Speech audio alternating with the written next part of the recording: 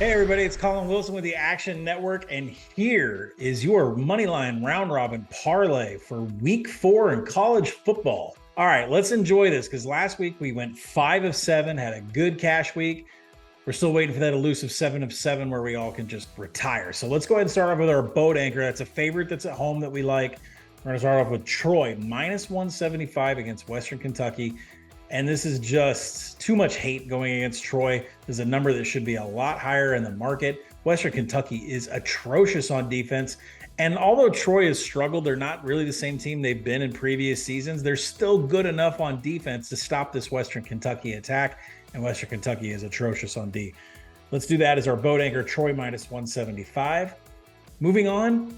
Let's get one of the big games of the week. Clemson plus 115 to pull it off outright against Florida State. We've seen this number tinker around 2.5, no threes out there. But bottom line, this comes down to running the ball. And Clemson has got the more explosive backs with Phil Maffa and Will Shipley. Look for them to dominate here and for Cade Klubnik to stop having catastrophic plays against a Florida State team that's been completely undisciplined on defense ever since they beat LSU. I think everybody's kind of focusing back on week 1, week 0 for Clemson here. Clemson's going to get it done in a big ACC game. Moving on, let's do Central Florida, plus 160 on the road, heading to the state of Kansas. There's going to be a lot of rain this weekend, but the big problem is the number of injuries that are happening on the Kansas State Wildcats roster.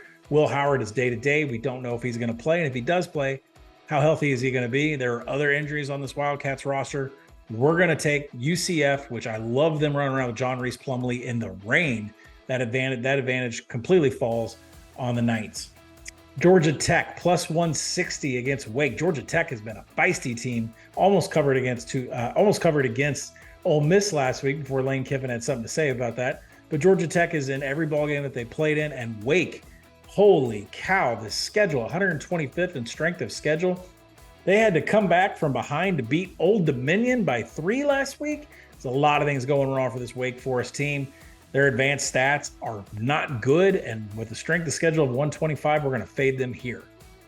Next up, West Virginia at plus 185. We don't know if Garrett Green is going to play. He is the quarterback for West Virginia. He is much needed in this ground attack, a ground attack that can take advantage of Texas Tech.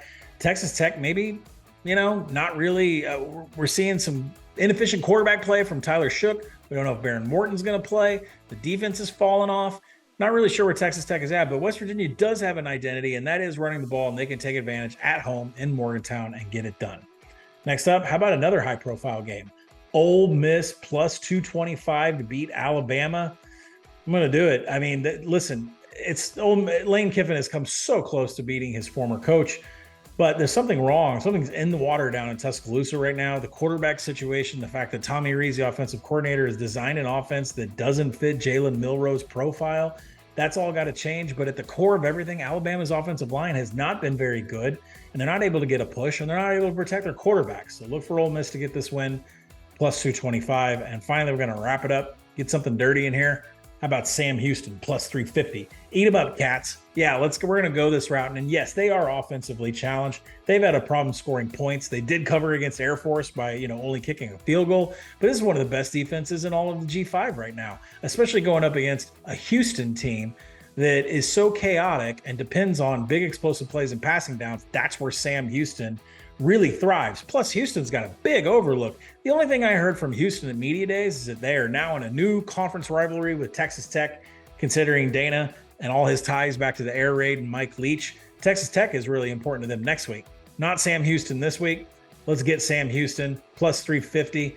Put a little wager on the points too, but let's go ahead and round it out there. All right, our 7 teams for week 4.